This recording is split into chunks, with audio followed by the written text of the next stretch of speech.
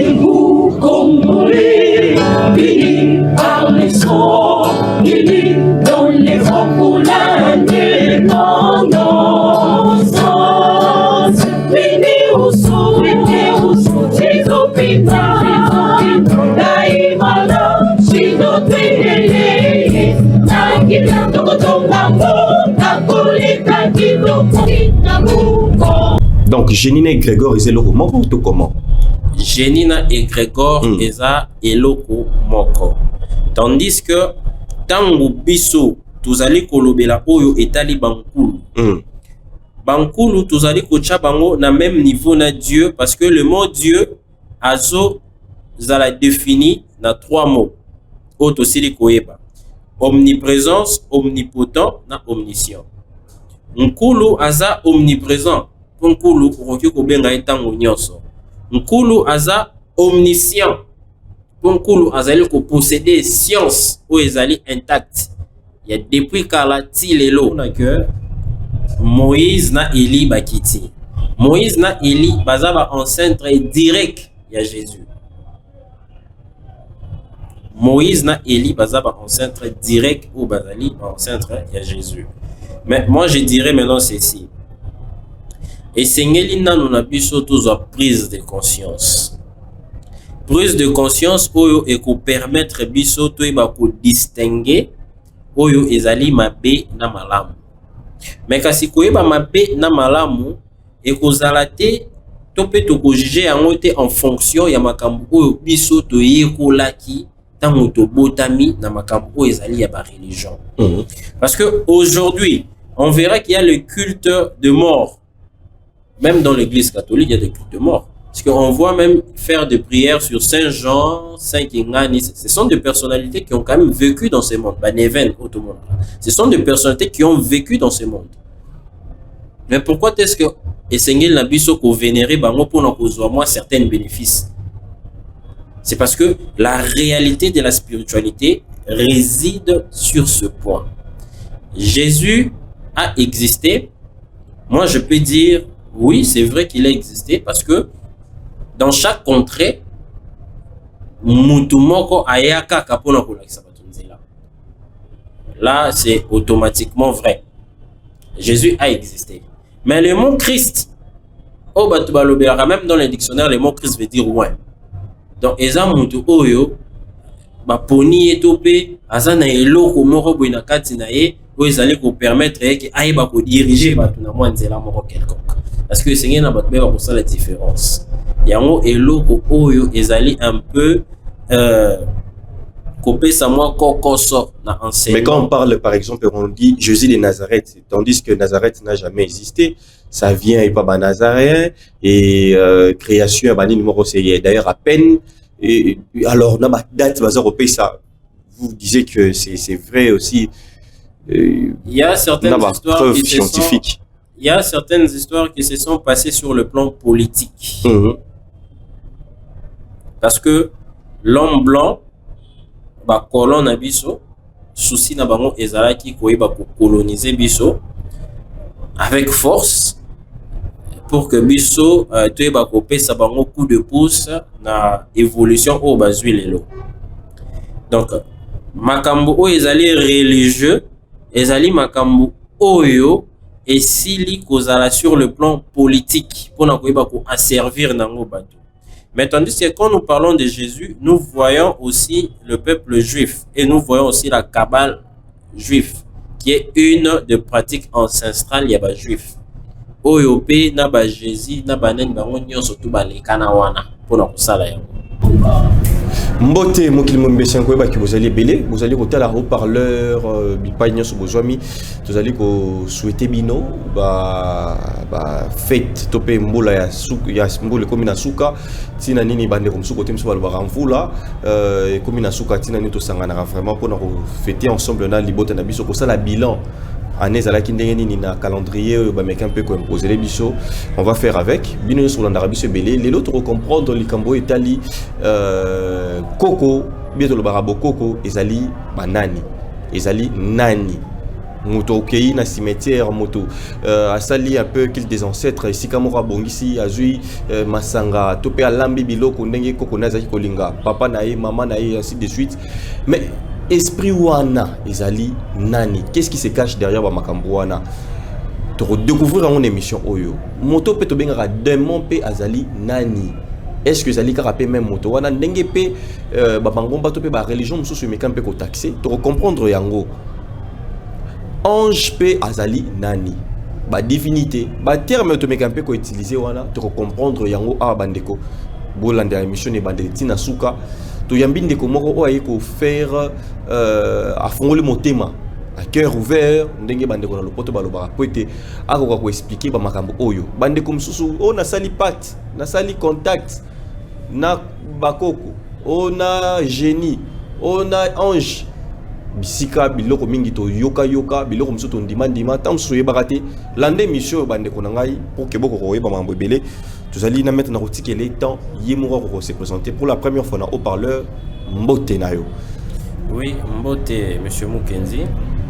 Ezali ngai maître Kabongo les sachants bantou na yango nazali moko ya ba oyo tozali ko défendre cause o ezali ya ancestralité na biso na ko transmettre o ezali message oyo euti na monde astral o ezali ya ba koko na biso pona ko zongisa ba oyo basilaki na ko yeba na ko bunga par rapport ya ba courant religieuse pe ya ba courant spirituel oyo esili ko yeba na ko zala kaskasi na mokili. Voilà, alors autour le message outil monde astral bande comme ça bayoka ngo tam susu pa ya ba kanzara kezalara ba benga ba occultiste ainsi de suite genre moi ya groupe abattement roboy tant yo le message ne outil kuna c'est à dire nino bimaki na molimo to comment déjà batu oyo bayoka ka kombo o balobaka occultisme et sengena batu koyeba ete que mot occulte ezali koloba oyo ezali caché. Kasi na oyo esi na koyeba na kozala caché ezali oyo esi la na koyeba na koyebana na miso ya batu nyonso tuté.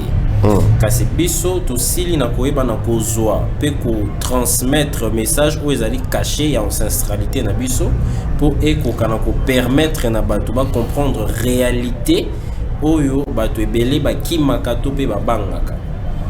Donc na makambo oyo nyonso tout esali maka sur le plan spirituel. Donc quand on parle de l'occultisme, ezali oyo ezali caché. Donc na kati ya occultisme ezali na ba vérité oyo eza caché oyo batu ebele basi na koyeba te mais kasi lelo to ko fongola moi certaines portes pour que ba comprendre en large oyo etali makambo ya bokoko pena spirituel. Alors dans l'astral ba danger nyonso nango bangi yango te comment topé bandeko bayo yango lengi mais il y a aussi des dangers. Ba danger ezalaka au moment où mutu azali ko approcher spiritualité sans pour autant être initié. Parce que l'initiation c'est la partie théorique. Donc esa partie où ezali a explication pour faire comprendre mutu comment est-ce qu'il peut manier topé ko sala ba pratique naé pour que azala sans danger. Donc ce qui mutu aleki na o ezali initiation automatiquement à koki ko ça la pratique topé ko pratiquer spiritualité naé avec toute sécurité. Donc na yango nde yango mitindo o biso tozui pour na ko bandana ko expliquer bato. C'est quoi le mot Dieu? C'est quoi le mot ancêtre bankulu bakoko o bato balobaka na ba mot génie na ba mot ba ange tout ça. Ko eba non ko pesa éclaircissement dans certaines histoires parce que kotala na nous kombo ya Satan na lingala. Mais en soi, comme Satan a les raté. Et puis ça n'existe pas. Mot Satan, il y a diminutif, il y a mot Satan. Parce que il y a mot où il y a certains mots, il y a ange. Dans l'ingala, il y a angelo. Mais est-ce que l'ingala, il y a comment angelo existe à rater? Mais en réalité, et c'est ce qu'il va comprendre un peu que ça la différence où ils allaient coexister entre Bamakamwana et Nyosoto. Alors on a vu tout le monde qui simbi. Exactement, qui simbi des ali ou ezali ya monoko na biso. Parce que qui simbi azali esprit ou azali pur. Oyo azali pur oyo auti na kati ya mbi ya nzambi. Ozali komona parce que tozali na ba ki simbi o bazali la ki simbi ya mai, tozali na ba ki simbi o bazali ba ki simbi ya zamba. oyo ba ancêtre o bazali ba koko na biso bazali ko posséder savoir oyo ezali absolu oyo ezali ko uta na kati ya mbi ya nzambi nde ezali ko transmettre biso sikoyo connaissance wana mpona koya kosala différence na certaines histoires oyo tosili koyamba na kati ya mokili ya biso. Voilà, alors tobanda sikoyo tokota siko na kati ya makambo mais quand même par rapport à parcours na otio koma na mambo il y a panafricanisme au comprendre boyo les capé na ba secte mususu topé ba mouvement mususu bien comment parcours na yo au kota na makambo comment ndenge nini parcours nangai bien avant que na zala na kati ya o italien ancestralité na biso je me suis plus approfondi na religion ou ezali islamique en étant que musulman. J'ai été musulman et à partir de l'islam nde na bandi ko tambola na tamboli et puis ensuite na ye kozwa o to benga ka connexion ya mbi nde siko ko dévoiler ngai moi certains secrets oyo et permettre ngai sikoyo ke nasila koyeba koyamba ancestralité na biso pe nasila kotombola yango likolo po ete esengeli na mutu nyonso tu ayeba kosimba bokoko na ye pour ke ayeba na ko avancer na oyo etali makambo ya spiritualité.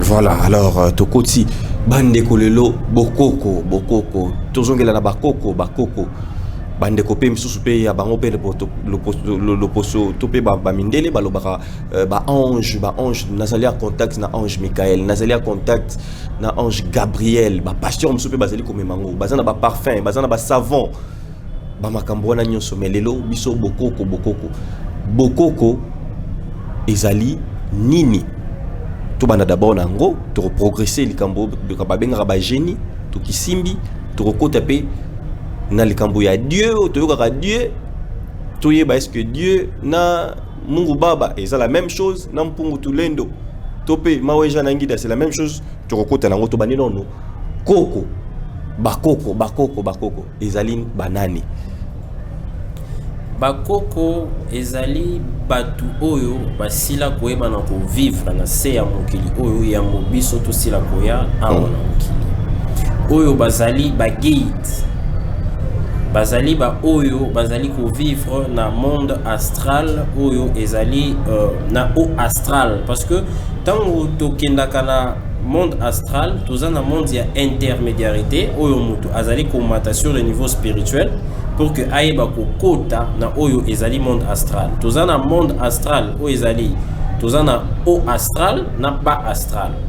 Au astral eza esika o tozali kokuta bankulu ba oyo basila koyeba na kotambola malamu na se ya mokili oyo tout en respectant les principes ya spiritualité ancestrale oyo bango basila koyeba na kofanda pe tozali na ba oyo tozali ko trouver bango na ba astral esika balobaka que esika oyo sacrifice sanguine humaine etambola makasi et pas ya bay oyo bazalaki na se ya mokili mais kasi misana bango ezali kaka ko causer du tort ko sala mabe.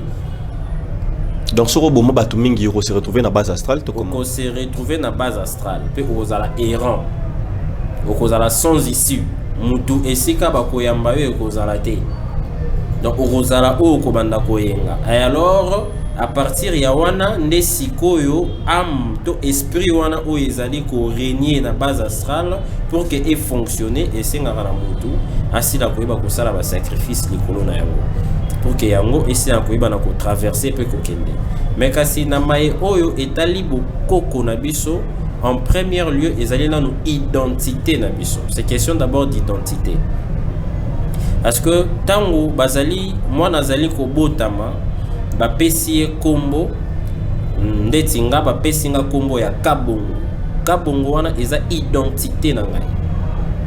Ces phénomènes il y a beaucoup de gens au bazali ko comprendre yango te lelo batu bazali ko yamba ba religion mais bazoye bate ke bazali ko changer ba identité na bango par rapport ya ba kombo o bango ba yambela kana kati parce que Dieu ezali na nous moment bon excusez nga pona qui n'est un peu plus de l'avant parce que le mot Dieu ezali lolenge o bat bakanisela kayango te parce que le mot Dieu azali ko faire partir na ancestralité pour que mutu a se connecter na Dieu il faut bazala na même identité parce que Dieu aza ancêtre okomona mutu lelo akoma musulman bakolongola ye kombo na ye oyo azalaki nango babakisi ye kombo ya musulman babengi ye Karim, babengi ye Youssouf. Ezali identité, c'est une façon oyo bazali kotia yo en contact na divinité wana po esila koyeba na ko reconnaître yo. Mais tandis que biso moko déjà en étant africain, tous a déjà na ba identité na biso oyo ezali bien reconnu selon lignage na biso ya ancestralité. Donc ton na botami na kombo kabongo automatiquement kombo na nga wana ezali kozala en contact na ancestralité na ngai. Au cas où j'ai besoin de quelque chose, il suffit que na zonga kaka na kati identité na ngai. Mais tandis que lelo tokomona ba religion ba courant spirituel oyeye et couper sa biso identité mususu pour que et permettre que tous ala attaché. Mais kasi na yango nde tozali komona lelo o tomona ba divergence ya makambo ebele. Parce que soki to gardaki identité na biso ancestrale, lelo tolinga to vivre na kati ya amour o ezali ya nature, amour o ezali normal. Pe tolinga to mona ba trouble nyonso to o tozali komona te lelo. Parce que na kati ya nature tozali na kati ya nature tozali na amour o ezali paternel. Pe tozana amour ou eza filial. Amour paternel ezali amour oyo mutu azali kozala en contact direct na ba enceinte na ye. Ezali amour oyo ezali traditionnel pona mutu ndenge ya sili ko bota na lignée ya famille na ye. Donc oyo eza na concordance na code génétique na ye. Mais tandis que amour filial ezali amour oyo ezali ko ressembler humanité. Où ezali kopesa biso bokesenité entre biso na mindele na ba oyo bazali na loposo ya rouge ya couleur nyonso to ezali amour ou eza filial. Mais alors, pourquoi maternel ezate? L'amour maternel est ezalité. Pourquoi? Parce que sans y a responsabilité oyo ezali ya pouvoir ezala qui recommandé et pas ya mwana mobali. Mais l'Égypte antique, pardon, l'Afrique, Congo Katiopa, ils allaient matriarcat. Matriarcat, c'est sur le plan où vous allez vivre vraiment sur le plan matériel. Parce que sur le plan matériel, l'homme, j'ai bien dit l'homme, au bisoto, le muntu. Donc, azala mwasi to mobali azwaka éducation na ye na maboko o ezali ya maman. Na mwana mobali na mwana mwasi soka aye na se ya mokili mutu ya liboso akopesa éducation ezali maman. La responsabilité de la femme ezali oyo ya ko éduquer oyo ezali humanité to pe mutu nyonso tu akosia na koya na se ya mokili. Maintenant oyo etali spiritualité to koyeba ko kamba to ko kumba bato na nyonso tu wana ezalaka responsabilité ou eza ya mwana mobali. Mwana etikali pa ya mwana mobali. Wana eza epa ya mwana mobali. Sauf que biso ba africain to sili koyeba na ko honorer oyo ezali sacrifice pe ba bénéfice o eza na kati ya mwasi. Parce que sans mwasi lelo mokili okozala o ezate. Automatiquement mwasi azana part na ye ya kosala na kati ya makambo o ezali ya mokili. Mais o etali makambo ya pouvoir to pe kolobela makambo o ezali ya lignage to kocha mwana mobali liboso. Pour mwana mobali nde muto ayaka na semence na ye atie na kati ya mwasi pe mwasi par rapport ya pouvoir o yazali ko posséder nde ako garder yango pe ako bimisa yango pe ako pesa yango sens pour elka etambola yango tozomona na mokili ya lobi ba parents mingi bazalaki soki mwana za na mbeba bakopesa faute pa ya maman pour éducation eza na maboko ya mwasi yende muto dans la femme égale la société. Exactement. Voilà, alors toujours il faut continuer. Voilà toyoki nengo expliquer Coco. Mais qui expliquer Dieu. C'est ça. Voilà, tout côté c'est que dans les camps batu bae batu bande ko balobaka génie aza nani. Yo wana peka kisimbi toté. Bon. Oyo batu basili ko benga génie to babengi ange archange nyonso tu wana ezali ba esprit ya batu oyo ba viva na se ya mokili. Parce que aucune esprit moko te akoki kozala parfait, to pe akoki ko atteindre félicité. Donc degré aucun esprit akoki ko atteindre ni félicité. Aucun esprit akoki ko atteindre félicité sans pour autant à vivre na se ya mokili. Donc il veut dire que Bankulu bazali plus rapide et plus exerçant, et puis bazali plus présent que les quand même na ba génie oyo batu bazali ko créer bango sous l'effet ya oyo to bengi yango magnétisme mental oyo mundele aye ko memela biso na ngonga ya lelo. Donc Génina et Grégor ils eloko moko to comment? Génina et Grégor eza eloko moko. Tandis que tangu biso tozali kolobela oyo etali Bankulu. Bankulu tozali kocha bango na même niveau na Dieu, parce que le mot Dieu azo zala défini na 3 mots. Oto sili koyeba. Omniprésence, omnipotent na omniscient. Nkulu aza omniprésent. Nkulu okoki kobenga etango nyonso. Nkulu aza omniscient. Nkulu azali ko posséder science o ezali intact. Ya depuis kala ti lelo. Nkulu azali omnipotent pour Nkulu akufaka te. Nkulu atikala kalibera. Donc na yango nde tozali kozwa mon Nkulu na mo Dieu tozali ko rapprocher yango na même degré. Tandis que na sima ya Nkulu tozali na ba oyo tolobaka ba kisimbi. Ba kisimbi katikati na yango na kati ya bisimbi tozali komona milimo ya batu oyo bakufa, mais kasi kokufa na bango ezali na ba circonstances. Tozana ba oyo bakufi na ba accident, tozana batu oyo bakufi na kati ya mai, tozape na ba oyo batambola ki malamu te na se ya mokili oyo pe basil na koyeba na kokufa. Tozape na bandeko na biso misusu baindo oyo bakufi na kati ya ba religion, mais sans pour autant que va respecter ba principe ya ba religion au bango bakendaki ko embrasser. Na yango lelo tokomona na kati ya ba courant religieux o tozali komona ba chrétien, ba musulman, okomona bango soki azui molimo ndenge balobaka molimo, mais molimo wana akoki maeso akomi kosala makambo ya mabe. Elingi koloba nini? Molimo oyo azali kozonga selon courant wana azali koya kofuta karma na ye pa ya mutu wana na ndenge ya malamu pour que e permettre ye akota na kati ya libota oyo ezali ya courant religieuse o bango basili kozala na yango. Toloba nini Saint-Esprit bato balobaka que Saint-Esprit va habiter en toi, reçois le Saint-Esprit, reçois l'Esprit ozoloba que ezali milimo ya bato bakufa bazoluka ba se perfectionner to comment? Ezali assistance ya milimo ya batu bakufa o bazali koluka ba se perfectionner pour que ba mata na rang ya divinité selon ba courant na bango. Parce que bal milimo onyo so bakana kombo moko Saint-Esprit to ndenge nini vraiment? Expliquez biso. Ba zalaka na kombo moko te, mais kasi agissement na bango ndi ekoki kozala identique par rapport ya ba vie na bango ni ba sek na koyeba na ko vivre yango awa na se ya mokili. Balobi recevoir Saint-Esprit mbala moko ekotio te akokota yo te, mais kasi ezali oyo ezali kolekana sur le plan magnétique, parce que molimo ya mutu efandaka kaka na kati ya nzoto. Jamais tokoki kofandisa milimo mibale na nzoto moko. Ezalaka oyo tobengi na kombo ya mbi ya kombo ya Nzambe. Et je pense bien que kombo ya Nzambe na ko expliquer yango bato sikasikoyo, parce que Nzambe na Dieu eza différent.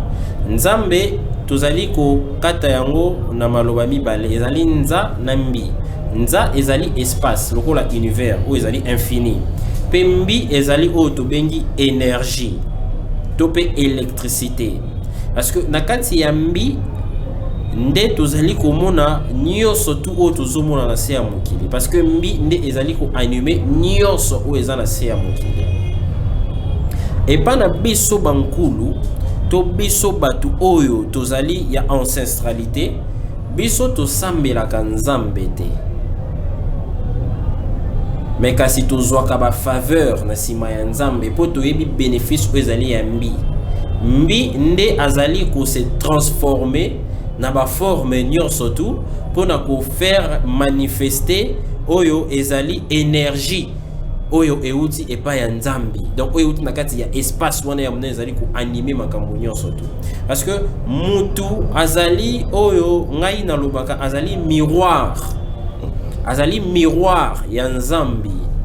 Donc soki mutu azali na posa ya koyeba kokutana na nzambi esengeli na ye aleka na kaka epa ya mutu.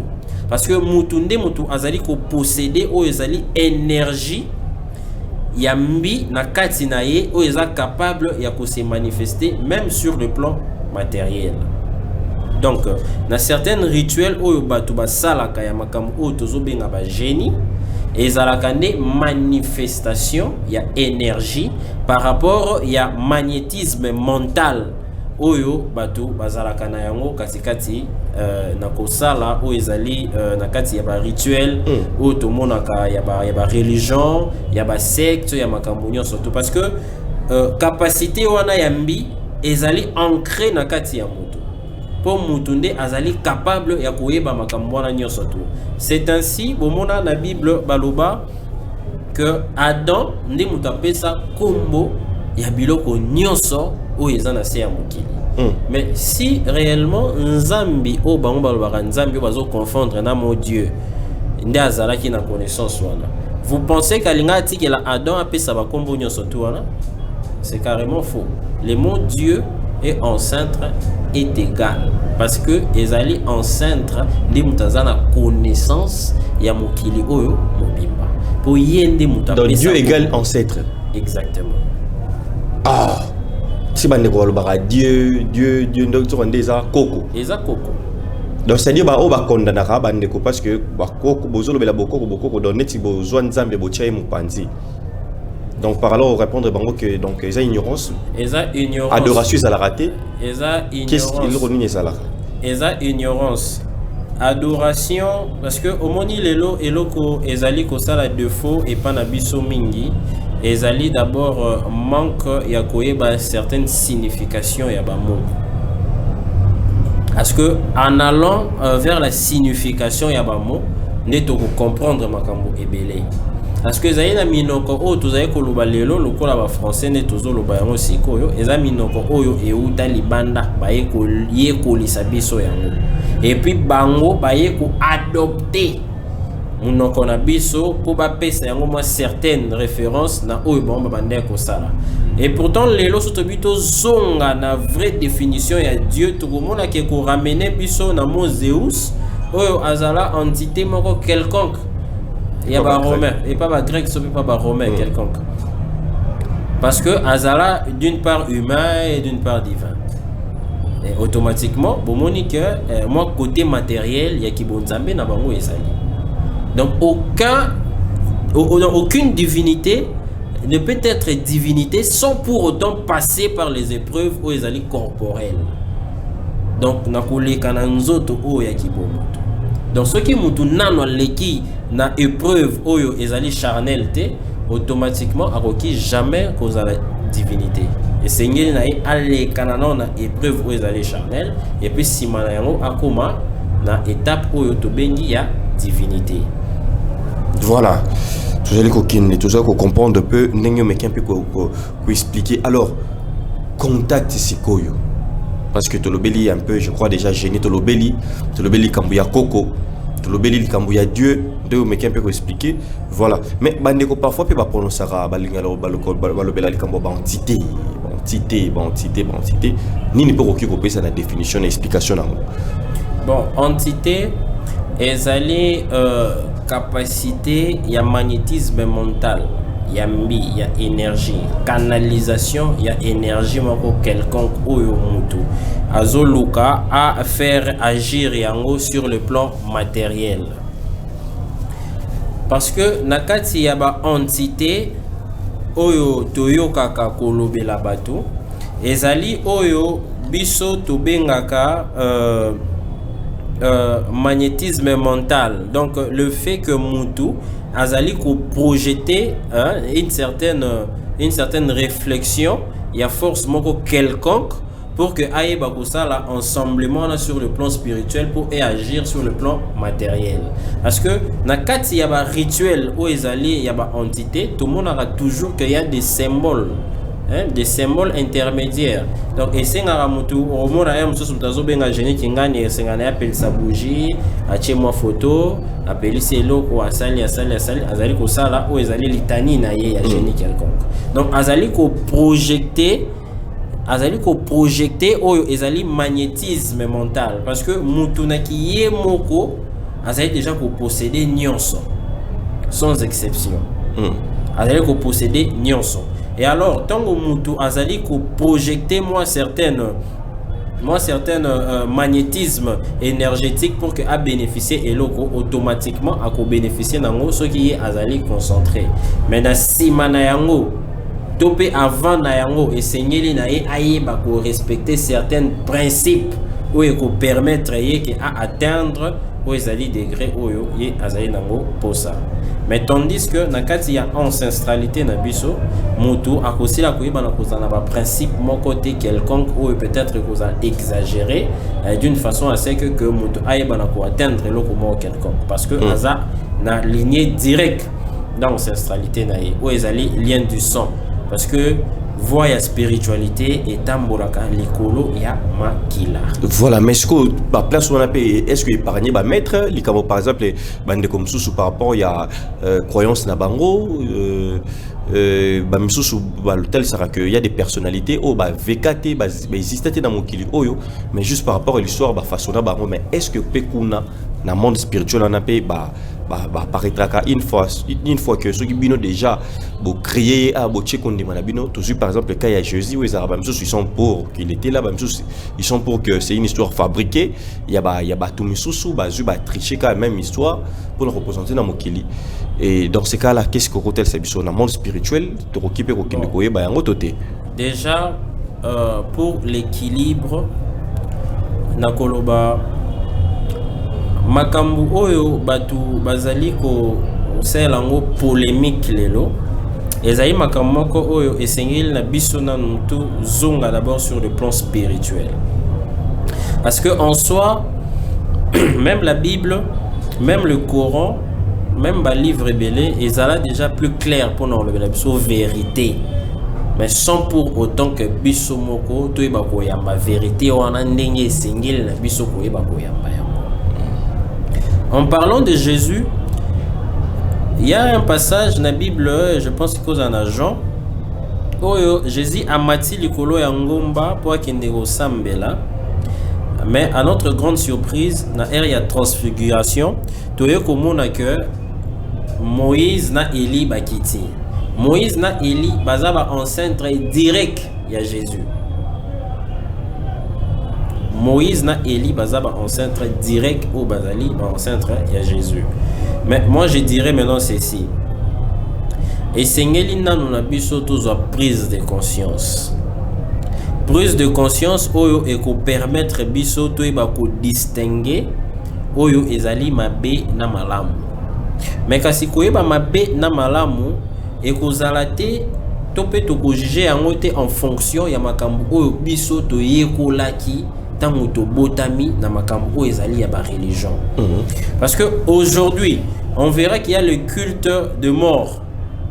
Même dans l'église catholique, il y a des cultes de mort. Parce qu'on voit même faire des prières sur Saint Jean, Saint Kingani. Ce sont des personnalités qui ont quand même vécu dans ce monde. Neven, ce sont des personnalités qui ont vécu dans ce monde. Mais pourquoi est-ce que Esengel na biso ko vénérer bango pour nous moi certains bénéfices? C'est parce que la réalité de la spiritualité réside sur ce point. Jésus a existé. Moi, je peux dire, oui, c'est vrai qu'il a existé parce que dans chaque contrée, mutumoko ayaka kapona kolakisa batunzela. Là, c'est automatiquement vrai. Jésus a existé.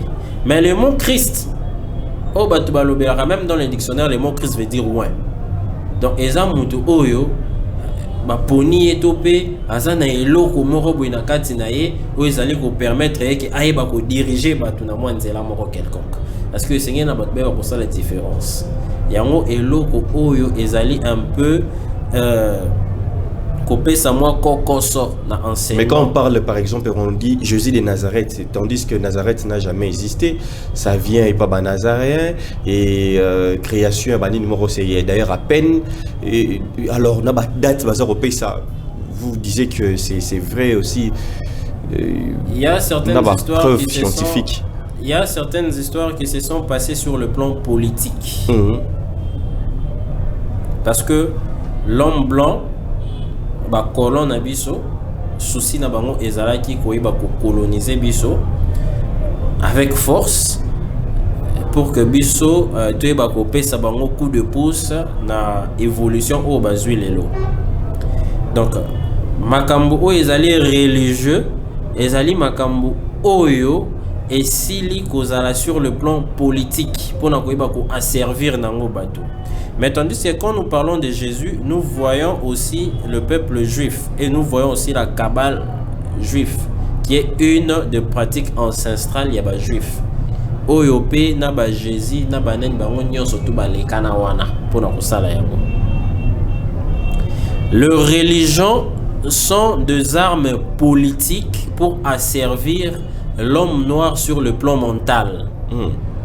Pona koyeba ko limiter degré à réflexion et à moto parce que ce tobito banda ko s'attarder na ko luka ko bimisa ba fausseté pendant que fausseté wana il dirait déjà plus d'une décennie et ko pesa biso un peu plus de retard na révolution o tozali ko luka na ngonga ya lelo et sengel na biso to ebana no ko se baser plus sur o ezali ba valeur na biso parce que prise de conscience o tozana posa ya kozwa lelo ezali prise de conscience oyo ko permettre biso lobby te banako évoluer sur le plan matériel et spirituel sans pour autant ko chercher à ko RT moi sensibilité à bato mususu pour omoni na enseignement ce qui au lobby okende un peu plus rapidement ezana bato mususu oyo to benga bango bazaba aliéné total.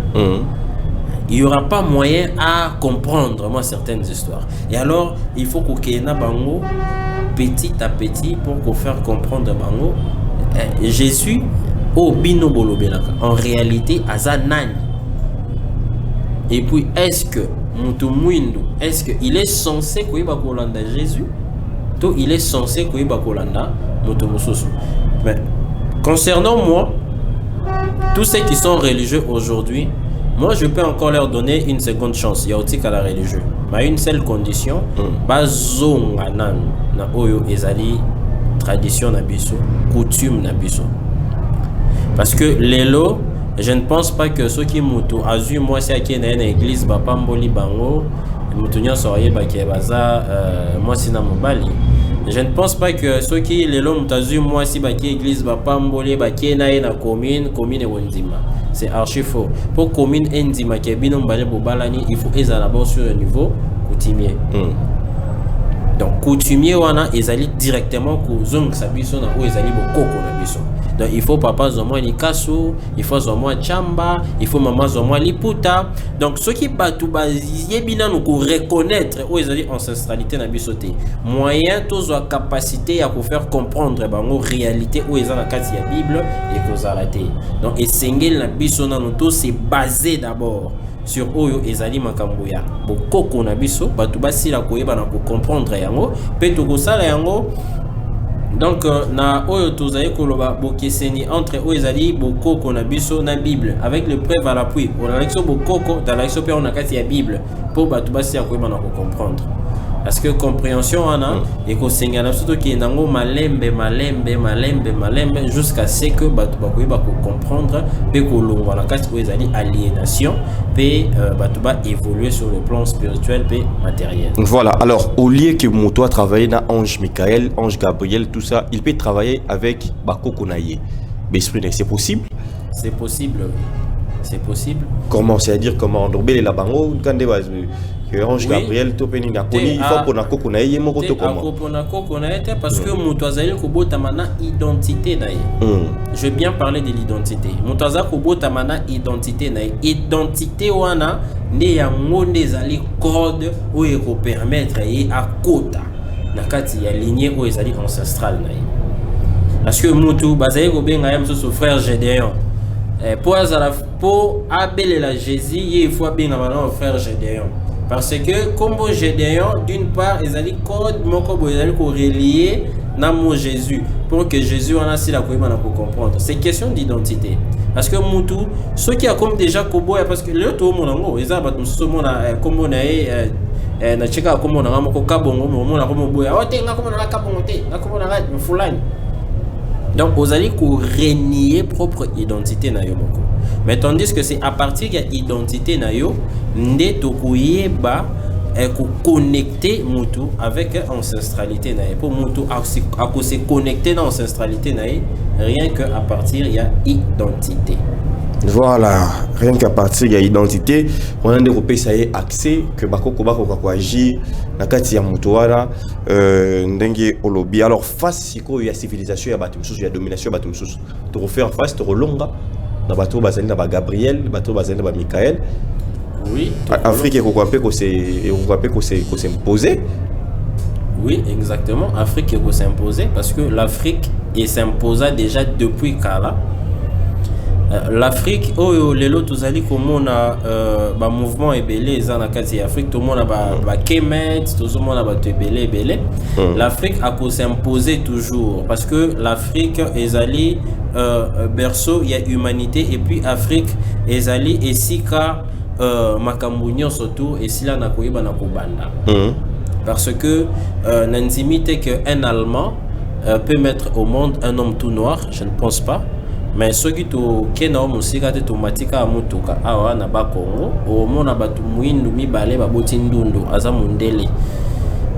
Il n'y a qu'une seule race qui peut donner naissance à de peaux multiples. Ce n'est que la race noire. Parce que tozo posséder na nous oyo to bengi yango molécule de la vie o ezali mélanine. Oyo ezali plus cher que toute chose à wanase ya mukili. Je pense bien que tous les gens au bazali ba scientifiques au balandela makamo mukili ba yebi yango très bien.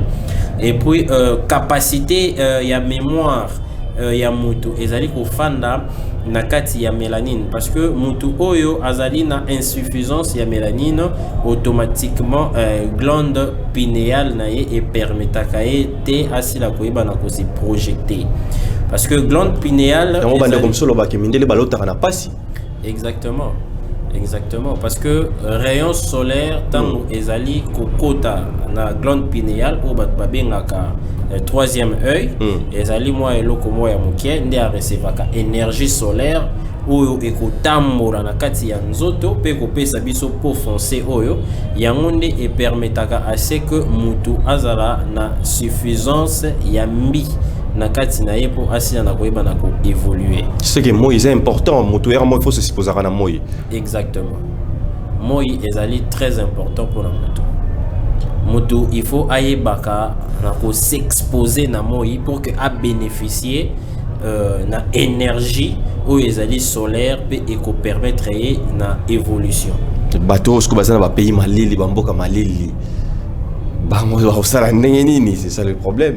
Batu oyo bazali na ba mboka ya malili, je ne pense pas que malili wana et tikalaka seko ane mobimba. Nyonso tu esale makana temps parce que univers a kabola biloko na ye nyonso tu na ba temps oyo ezali exact. Et kozala na temps oyo bango bakoye bako s'exposer na moi pour que ba bénéficier na oyo ezali mbi énergie wana ya malili oyo ko permettre bango basi la koyeba na ko évoluer pe et ko permettre bango ba recevoir oyo ezali bénéfice ya moi wana. Voilà, merci beaucoup Bandeko. Je pense que va siger vous allez belé to sur la paix prochainement. Lelo to simbi pe to kangi likambo ya bakoko to comprendre bakoko ezanini ndenge to lobiawa to simbi likambo ya génie to yokaka ezanini simbi to yokaka ezali nini Dieu différence na ngona nzambe na Mungu Baba te comprendre en gros to simbi awa ke moy ezali très important pour la vie à moto pour la moto progresser to comprendre le likambo ya mélanine to zala na ngona nzoto to zala ba complexité hein to zala ba complexité bromo na que copie ya cosmétique en Afrique ils allaient évaluer na ba milliards. Pourquoi? Parce que ba kotisi complexe na kati ya moto mwendo amilingate. Exactement. Tala to perda même na ba Michael Jackson likolora ya ko milingate ti et memi moto na liwa. Alors contact pour la bande comme ça ba question beaucoup plus approfondie. Au moment na pe ko na bino pa kufa akobimela pe yo bo solo là. Oui, c'est possible. C'est possible ba ko pesa yo ba rituel et qu'on permettre à ce que se projeter sur le monde astral. C'est ça n'a pas danger quand même, faut pas le barrer. Mais normalement, ça n'a pas danger parce que sur ce plan, tout ça dans monde, tout ça dans haut astral, puis tout ça dans basse astral. Yangwana esengela kana mutu yambo asi na koyeba na ko effectuer ou ezali rituel moko quelconque ou etali makambo ezali spiritualité ya milimo esengeli na ye asila na ko landela ba séance ou ezali initiatique théorique koyeba na ko expliquer ye oyo ezali ba méfait pe na ba bienfait katikati na makambo ezali ko sala. Parce que même dans la Bible, tout le monde a, je ne sais pas si c'était entre Saoul et David, hein, Saoul, vous voyez que faire monter les alliés qu'opposer la force aux alliés souterraines. Et alors qu'au faire monter force aux alliés souterraines, les alliés déjà d'un côté très dangereux parce que les alliés pratiquement aux alliés qu'au senga makila et puis makila on a essayé non les makila humaine parce que aux alliés qu'on faire monter. Donc tant au lingi moto akufa aya et ko sengo makambo belé. Et ko sengo makambo belé pourquoi? Parce que mutu oya kufa tango azali koya soka zoya na makasi na yo te mais na makasi ya mutu oya azali kobenga yo il faut foutre les sacrifices. Mais tandis que beaucoup mona et pas à Jésus yenda mataki likolo ya ngomba, c'est pour vous faire montrer que tu montes sur le plan spirituel et puis quand tu arrives dans le degré de l'intermédiarité en centre à bosanini à kiti pour yo na bosanini bokutana pe bo solo là. Donc sur ce plan là, il faut une initiation théorique pour nous faire comprendre. Bande ko baluka raki azoluka de mutuni nya ko bimiselanga papa na biso tout ça. Mutuni nya ko bimiselanga ndeko na ngai, mutuni nya ko bimiselanga maman na biso. Nzora ndeke soko lingi na ba façon bongo, il faut s'attendre aussi avec quelques sacrifices au ça là pour que atteindre objectif na yo. Et si c'est pas dans ces cas, on va maintenant t'apprendre à monter sur le plan spirituel, na kiyo moko o mata pour que bango ba kita et tant que ba divinité pour que yo aussi en akoyi ba na kozanzela ya koza conversation na ba. Voilà, il faut faire le choix. Faire le choix.